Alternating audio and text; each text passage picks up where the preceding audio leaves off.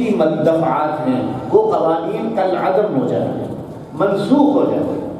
اس کی جگہ نئے قوانین بنائے جائیں، پارلیمنٹ اپنا کام کرے، اور اس کے ساتھ ہی بہت اہم قسم کے بعض انسٹیٹیوشنز ڈیولپ کیے گئے، commission for transformation of economy بنایا گیا، ٹاسک فورس بنائی گئی منسٹری آف لا کے اندر، منسٹری آف فائنانس کے اندر، جنہوں نے کام کیا محنتیں کی۔ اس کے بعد جب وہ ڈیڈ لائن قریب آئی تو ایک مرتبہ حکومت کی طرف سے درخواست دی گئی کہ یہ کام بہت بڑا ہے، ہم اسے اتنی مدت میں پورا نہیں کر سکتے، آپ ہمیں 2 سال کی اور مہلت دے دیں۔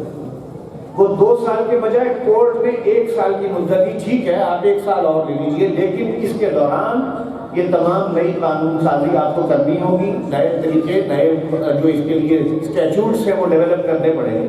اور اس کے بعد پھر یہ تمام قوانین کالعدم ہو جائیں گے۔ لیکن چونکہ یہ ایک تلوار تھی بینکوں کے اوپر بھی، بینک ہیں جن کے جو اصلاً اس مالیاتی نظام کے کسٹوڈین ہیں،